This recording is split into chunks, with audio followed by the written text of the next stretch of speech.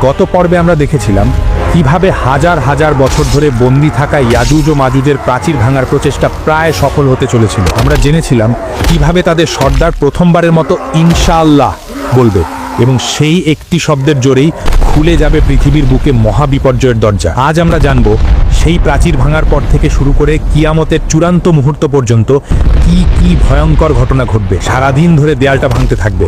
দিন শেষে যখন দেয়ালটা প্রায় ভেঙে পড়ার মতো অবস্থায় চলে আসবে, তখন তাদের সর্দার হয়তো আল্লাহর ইচ্ছাতেই বলে উঠবে, আজকের মতো এখানেই থামো, ইনশাআল্লাহ বাকি কাজটা আমরা আগামীকাল এসে শেষ করব। সেই একটা মাত্র শব্দ ইনশাআল্লাহ তাদের হাজার হাজার বছরের চেষ্টাকে সফল করে দেবে। পরের দিন সকালে যখন তারা ফিরে আসবে, তখন তারা দেখবে দেয়ালটা ঠিক তেমনই ভাঙা অবস্থায় আছে যেমনটা তারা দেখে গিয়েছিল। এরপর তারা এক ধাক্কাতেই সেই দেয়ালটা ভেঙে ফেলবে এবং কোটি কোটি ইয়াজুজ ও মাজুজ বন্যার পানির মতো তীব্র গতিতে সারা পৃথিবীতে ছড়িয়ে পড়বে। তাদের আগমনের সাথে সাথেই পৃথিবীতে শুরু হবে এক চরম বিপর্যয়, এক ভয়ঙ্কর দৃশ্য। যখন তারা উঁচু ভূমি থেকে দল বেঁধে নামতে থাকবে, তখন মনে হবে যেন পাহাড়ের উপর থেকে এক বিশাল কালো সমুদ্রের ঢেউ নেমে আসছে। তাদের চিৎকার আর পায়ের শব্দে মাটি কাঁপতে থাকবে। তারা তাদের যাত্রাপথে যা কিছু পাবে সব কিছু ধ্বংস করে দেবে। সবুজ ফসলের মাঠ তাদের পায়ের নিচে পিষে ধুলোয় মিশে যাবে। ফলের বাগানগুলো তারা উপড়ে ফেলবে। শহরের পর শহর তারা জ্বালিয়ে পুড়িয়ে ছারখার করে দেবে। যখন তারা জেরুজালেমের তাবেরিয়া লেকের পাশ দিয়ে যাবে, তখন তাদের প্রথম দলটি সেই লেকের সমস্ত পানি পান করে শেষ করে ফেলবে। লেকটি একদম শুকিয়ে মরুভূমির মতো হয়ে যাবে। কিছুক্ষণ পর যখন তাদের শেষ দলটি সেই শুকনো জায়গার পাশ দিয়ে যাবে, তখন তারা একে অপরকে বলবে, হয়তো কোনো এক সময় এখানে পানি ছিল। পৃথিবীর মানুষ ভয়ে আতঙ্কে দিশাহারা হয়ে যাবে। তারা নিজেদের ঘর বাড়ি ছেড়ে পাহাড়ের গুহায় এবং জঙ্গলে গিয়ে আশ্রয় নেওয়ার জন্য ছুটতে থাকবে। কিন্তু ইয়াজুজ ও মাজুজের হাত থেকে পালানো প্রায় অসম্ভব হবে। তারা যাকে সামনে পাবে তাকেই নির্দয়ভাবে হত্যা করবে। তারা পৃথিবীর মানুষকে মারতে মারতে এমন এক পর্যায়ে পৌঁছাবে যখন তারা অহংকার করে বলবে, আমরা তো পৃথিবীর সব মানুষকে মেরে ফেলেছি, এবার তো পৃথিবীতে আমাদের কোনো শত্রু নেই, চলো এবার আকাশের লোকদের মারি। এই বলে তারা আকাশের দিকে তাদের তীর ছুড়বে। আল্লাহ তাদের এই অহংকার এবং মূর্খতাকে পৃথিবীর মানুষের সামনে প্রকাশ করার জন্য সেই তীরগুলোকে রক্তমাখা অবস্থায় তাদের কাছে ফিরিয়ে পাঠাবেন। রক্তমাখা তীর দেখে তারা আনন্দে উন্মাদ হয়ে চিৎকার করে বলবে, দেখো আমরা আকাশের দেবতাদেরও মেরে ফেলেছি, এখন আমরাই এই মহাবিশ্বের শাসক। ইয়াজুজ ও মাজুজের এই ভয়ঙ্কর অত্যাচারে তুর পাহাড়ে আশ্রিত ইমানদারদের অবস্থা চরমে পৌঁছাবে। খাদ্যের অভাবে তারা ডেসপারেট হয়ে পড়বে। সেই কঠিন এবং অসহায় মুহূর্তে হযরত ঈসা আলাইহিস সালাম এবং তার সঙ্গীরা আল্লাহর কাছে দুই হাত তুলে কান্না জড়িত কণ্ঠে দোয়া করবেন। আল্লাহ তাদের দোয়া কবুল করবেন। তিনি ইয়াজুজ ও মাজুজের উপর এমন এক গজব পাঠাবেন যা কোনো মানুষও কল্পনাও করতে পারবে না। তিনি কোনো বিশাল সেনাবাহিনী বা ভয়ঙ্কর ঝড়ও পাঠাবেন না। আল্লাহ তাদের ঘাড়ে নাগাফ নামের এক ধরনের পোকা পাঠিয়ে দেবেন, যা দেখতে পঙ্গপালের মতো হবে। সেই পোকাগুলো রাতের অন্ধকারে ইয়াজুজ ও মাজুজের ঘাড়ের মধ্যে ঢুকে তাদের শরীরকে ভিতর থেকে খাওয়া শুরু করবে। কোটি কোটি ইয়াজুজ ও মাজুজ যারা একটু আগেও নিজেদেরকে পৃথিবীর শাসক বলে দাবি করছিল, তারা এই ছোট্ট পোকার আক্রমণে এক মুহূর্তের মধ্যে পোকা মাকড়ের মতো ছটফট করতে করতে মারা যাবে। এক রাতের মধ্যেই তাদের বিশাল বাহিনীর একজনও জীবিত থাকবে না। তারা সবাই একসাথে পচে গলে এমনভাবে মারা যাবে যে তাদের মরাদেহের দুর্গন্ধে পৃথিবীর বাতাসে নিঃশ্বাস নেওয়াটাই কঠিন হয়ে যাবে। সকালে যখন হযরত ঈসা আলাইহিস সালাম এবং তার সঙ্গীরা পাহাড় থেকে নিচে নেমে আসবেন, তখন তারা দেখবেন পৃথিবীর বুকে এক বিঘত জায়গাও খালি নেই যা ইয়াজুজ ও মাজুজের পচা গলা লাশে ভরে যায়নি। সেই অসহনীয় দুর্গন্ধে যখন পৃথিবীতে শ্বাস নেওয়াটাই কঠিন হয়ে যাবে, তখন হযরত ঈসা আলাইহিস সালাম আবার আল্লাহর কাছে দোয়া করবেন। আল্লাহ তখন উটের ঘরের মতো বিশাল বিশাল আকারের পাখি পাঠাবেন। সেই পাখিরা ইয়াজুজ ও মাজুজের কোটি কোটি লাশ তাদের শক্তিশালী ঠোঁট দিয়ে তুলে নিয়ে আল্লাহ যেখানে চাইবেন সেখানে ফেলে দিয়ে আসবে। যখন পৃথিবী লাশ মুক্ত হয়ে যাবে, কিন্তু তখনও বাতাসে দুর্গন্ধ আর মাটিতে তাদের রক্তের দাগ লেগে থাকবে, তখন আল্লাহ এমন এক রহমতের বৃষ্টি পাঠাবেন যা এর আগে কেউ কখনো দেখেনি। সেই প্রবল বৃষ্টি পৃথিবীর প্রতিটি কোণাকে, প্রতিটি ঘর বাড়ি, প্রতিটি অলিগলিকে এমনভাবে ধুয়ে মুছে দিবে যে পৃথিবীটা আবার আয়নার মতো পরিষ্কার এবং পবিত্র হয়ে যাবে। ইয়াজুজ ও মাজুজের ফিতনা শেষ হওয়ার পর হযরত ঈসা আলাইহিস সালামের নেতৃত্বে পৃথিবীতে শুরু হবে সেই আসল শান্তির যুগ, যাকে অনেক সময় সোনালী যুগ বলা হয়। আল্লাহ জমিনকে তার সকল বরকত ফিরিয়ে দেওয়ার জন্য আদেশ করবেন। জমিন তার সকল প্রকার ফল ফসল এমনভাবে উগড়ে দেবে যে একটিমাত্র ডালিম একদল লোক খেয়েও শেষ করতে পারবে না, এবং মানুষ তার খোসাকে ছাতা হিসেবে ব্যবহার করবে। দুধের মধ্যে এত বরকত হবে যে একটিমাত্র উটের দুধ একটি বিশাল গোত্রের জন্য যথেষ্ট হবে। পৃথিবী থেকে সকল প্রকার জুলুম, অত্যাচার, হিংসা বিদ্বেষ উঠে যাবে। মানুষের অন্তর এতটাই পরিষ্কার হয়ে যাবে যে একে অপরের প্রতি কোনো শত্রুতা থাকবে না। হাদিসে এসেছে সেই সময়ে বাঘ আর গরু একসাথে বিচরণ করবে। শিশুরা বিষাক্ত সাপের মুখে হাত দেবে, কিন্তু সাপ তাদের কোনো ক্ষতি করবে না। হযরত ঈসা আলাইহিস সালাম একজন ন্যায়পরায়ণ শাসক হিসেবে পৃথিবীতে 40 বছর শাসন করবেন। তিনি নতুন কোনো ধর্ম নিয়ে আসবেন না, বরং আমাদের প্রিয় নবী হযরত মুহাম্মদ সাল্লাল্লাহু আলাইহি ওয়াসাল্লামের শরীয়ত অনুযায়ী শাসন করবেন। এভাবেই পৃথিবীতে এক নিখুঁত শান্তি ও ন্যায় বিচার প্রতিষ্ঠা করার পর হযরত ঈসা আলাইহিস সালাম স্বাভাবিকভাবে মৃত্যুবরণ করবেন।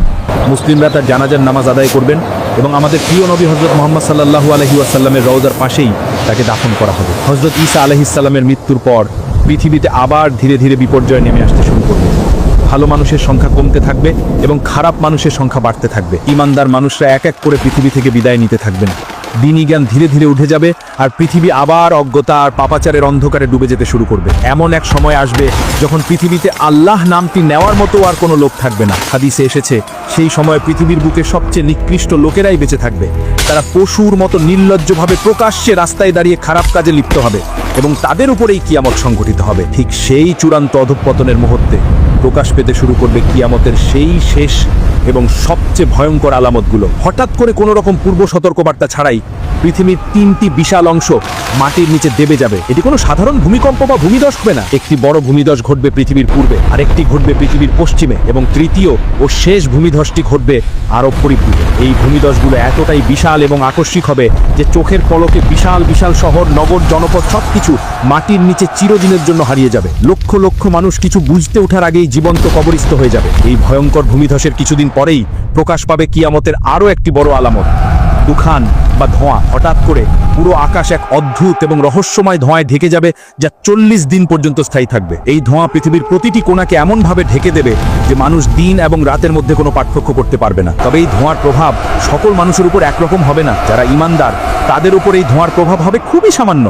তাদের কাছে এটাকে শুধু হালকা সর্দি কাশির মতো মনে হবে। কিন্তু যারা অবিশ্বাসী তাদের জন্য এই ধোঁয়া হবে এক ভয়ঙ্কর আযাব। সেই ধোঁয়া তাকে নাক, কান এবং চোখ দিয়ে শরীরের ভিতরে প্রবেশ করে তাদের প্রচণ্ড যন্ত্রণা দেবে।